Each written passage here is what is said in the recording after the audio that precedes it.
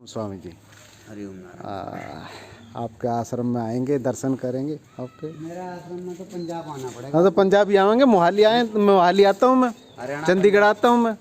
हरियाणा में भी। हाँ ठीक है, हरिओम स्वामी जी।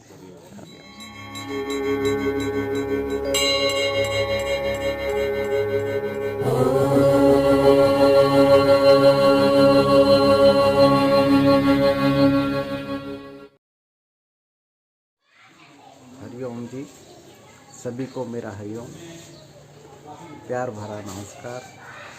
मैं आज कनखल स्थित आदि गुरु शंकराचार्य मिशन श्री शंकराचार्य आश्रम स्थित महामंडलेश्वर सोमेश्वरानंद गिरी जी महाराज पंचायती श्री निरंजन अखाड़ा आया हूँ। यह कनखल में स्थित है और स्वामी जी से मैं कुछ आप लोगों के द्वारा किए हुए क्वेश्चनों को जानना चाहूँगा कि आज अध्यात्म को लेकर या किसी पंथ को लेकर हमारे अंदर जो दुविधा बनी हुई है, वो महत्वपूर्ण दुविधा यह है कि आने वाले समय या पीछे वाले समय में मैंने देखा है कि जब हम कहते हैं ना कि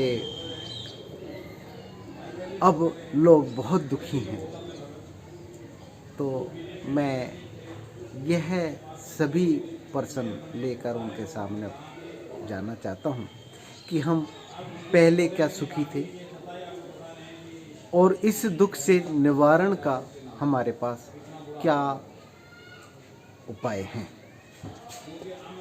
दुख से निवारण के जो उपाय हैं वो क्यों नहीं किए गए और वह समय रहते हुए क्यों नहीं किए जा रहे हैं, क्योंकि आने वाला समय तो मुझे नहीं लगता कि ऐसा समय आएगा कि अब सुख है, कि पीछे वाला जो समय था वो सुंदर था, राम का राज्य सुंदर था या कृष्ण का राज्य सुंदर था। वहाँ पर भी बहुत बड़े बड़े युद्ध हुए और मानव जाति के विनाश के कागार पर ले जाके खड़ा कर दिया। जी हाँ, कृष्ण भगवान के द्वारा जो रचना व्यूह की गई, वह ईश्वर साक्षात नारायण थे। वह चाहते तो दंडित व्यक्ति को दंड देकर युद्ध से बचाया जा सकता था। फिर क्यों पूरी मानव जाति को युद्ध के कागार पर ले जाकर खड़ा कर दिया। और आज जो मानव जाति को नुकसान हो रहा है, क्या उसकी भरपाई होगी? क्या ये है जो कोरोना काल में प्रॉब्लम आ रही हैं, समस्याएं आ रही हैं, क्या इससे छोटी बीमारियां आएंगी? क्या इससे तो ज़्यादा ही बीमारियां आएंगी ना, क्योंकि बड़ा आने के बाद छोटा आना तो संभव है नहीं, वह संभावना खत्म हो जाती है। कभी भी देखा होगा, मेरे समय में एक गैस का सिलेंडर 90 रुपये का भरा जाता था, आज वो 1000 रुपये का है। अगर कम भी किया गया, कितना कम किया जाएगा? 200 रुपये, 200 रुपये, 100 रुपये, 150 रुपये, 400 रुपये, परंतु इतना तो कम नहीं किया जा सकता। कि जो आज जो समस्याएं हमारे सामने खड़ी हुई हैं, विकट समस्याएं ये खड़ी हुई हैं कि आने वाली जो समय में बीमारियां छोटी नहीं आ सकती, वह तो विकट और भयंकर रूप लेकर आएगा। तो मैं स्वामी जी से ऐसे क्वेश्चन करूं और क्वेश्चन भी पूछें, क्योंकि अध्यात्म के क्षेत्र में इनकी प्रगति कैसी है, किस प्रकार से है, यह तो सर्वविदित है कि जब जब धर्म की हानि होती है, तब तक कृष्ण ने, ईश्वर ने, साक्षात नारायण ने जन्म लिया है, तो उसका मतलब ये नहीं है कि किसी गर्भ विशेष से वो जन्म लेंगे। मैं तो उसका मतलब यही निकालता हूँ, मेरे समझ में तो यही मतलब है कि जब भी धर्म की हानि होती है तो बुद्धि का विकास करने वाला व्यक्ति जन्म लेता है और बुद्धि में बैठी हुई आत्मा अपना प्रकट रूप दिखाती है। और महात्माओं के पास यह विद्या सर्वोपरि है। पर यह क्यों शांति से बैठी है? इनका क्या स्वार्थ है? किस प्रकार से ये है जो अखाड़े हैं इनका निर्माण होता है और आत्मानव के लिए किस कागार पर झोंक दिया गया है, एक भट्टी में जो उबल रहा है।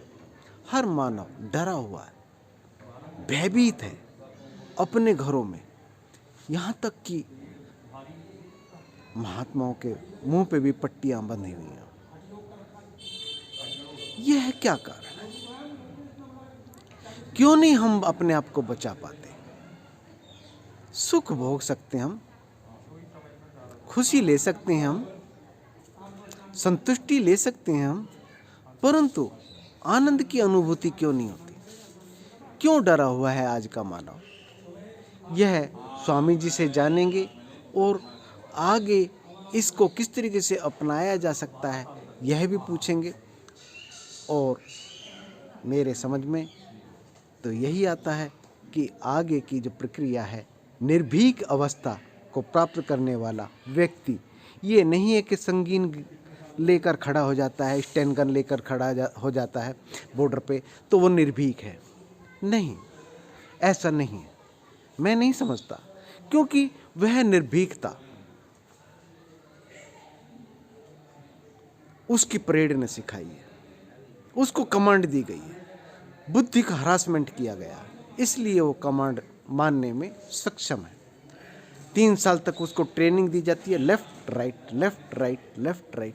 उसकी मनन की शक्ति को खत्म किया जाता है, वह मनन करना बंद करते, तो वह निर्भीक नहीं है, सिर्फ बुद्धि को जड़ बनाया गया, तो वह अपना निर्माण नहीं कर सकता, कुछ निर्णायक बुद्धि से नहीं ले सकता। वो संगीन के सामने जा सकता है, विस्फोटक सामग्री शरीर पर बांधकर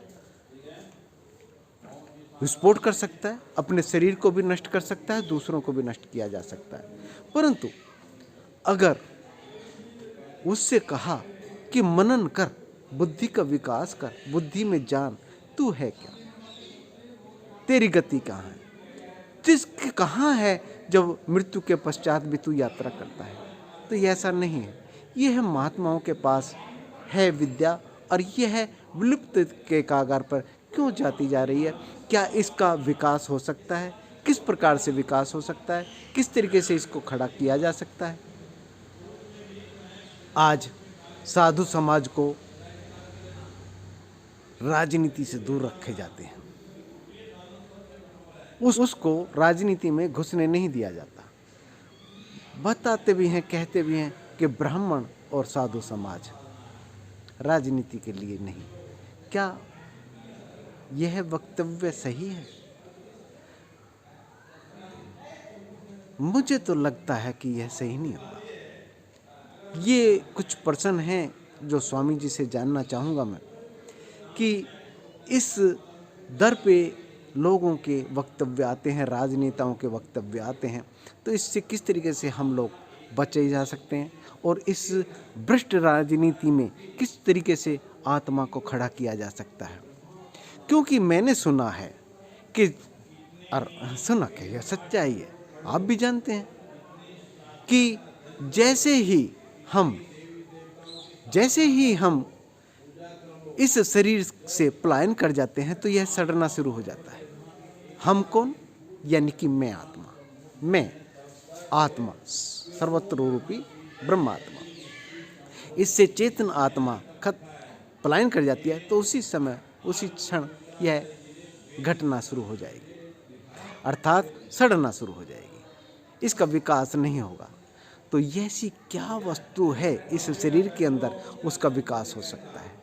क्योंकि मैंने देखा है एक निर्बुद्धि से निर्बुद्धि को भी आत्मा विकास होता है और वह ब्रह्म तत्व को प्राप्त कर लेता है। तो ऐसी कौन सी प्रथा है, कौन सा ज्ञान है जो हमसे अछूता रह गया, जिससे कि हम निर्भीक हो सकते हैं, भय मुक्त हो सकते हैं, अपने स्वरूप में स्थित हो सकते हैं। उस ज्ञान की प्राप्ति के लिए क्यों नहीं हम प्रयास कर रहे, क्यों नहीं हमें रास्ते बताए जा रहे। आज भयभीत है व्यक्ति, असंतुष्ट है। अभी जनमानस में जितना आक्रोश है वह ऐसा तो वो तो कभी भी नहीं देखने में मिला है। और हम लोग तरसते थे, एक समय ऐसा था कि महात्माओं के दर्शन हो जाएं और हमें परमिशन मिल जाए, हमें आज्ञा मिल जाए कि हम भी बाबा हो जाएं, अर्थात संन्यास धारण कर लें। आज उस संन्यास से व्यक्ति क्यों बच रहा है? उस निर्भीकता से, उस परमानंद में उतरने के से बचता क्यों है, क्यों बच रहा है?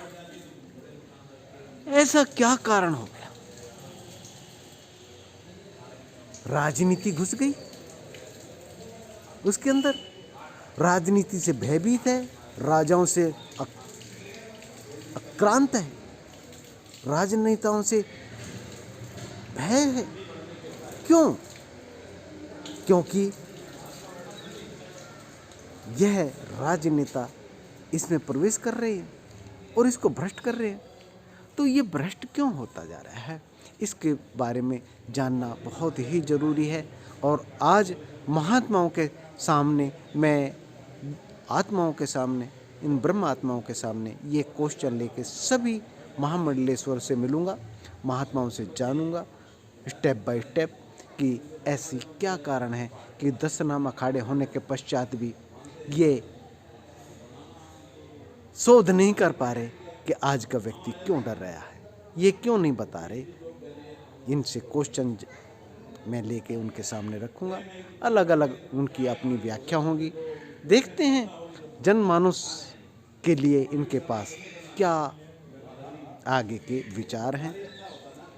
मिलते हैं तो आदि शंकराचार्य आश्रम में स्वामी गिरी जी से, महामंडलेश्वर जी से क्वेश्चन करेंगे अगले वीडियो में। अगली वीडियो में यह आप देख पाएंगे, क्योंकि ब्रह्म आत्मा सर्व, क्योंकि यह जानना बहुत ही लाजमी है। आज के समय में महत्वपूर्ण क्वेश्चन है। यह महत्वपूर्ण क्वेश्चन मैं चाहता हूँ कि आप लोग भी अपने क्वेश्चन, अपने प्रश्न भेजें, जिससे कि इस प्रकार का प्रयास किया जा सके। और महामंडलेश्वर का सभी निर्माण अखाड़े जितने भी हैं, 14 अखाड़े हैं, अब पहले 10 थे, अब ये 14 अखाड़े हैं। शुरू में बताते हैं 3 थे, अब उन 14 अखाड़ों में मैं जाकर ये क्वेश्चन करूँगा, पुटअप करूँगा, अपने प्रश्न भेजते रहिए। आज के लिए इतना ही। नमस्कार। मैं मूलशंकर आपका अपना, आप लोगों के क्वेश्चनों के साथ, आपके प्रश्नों के साथ। हरिओम।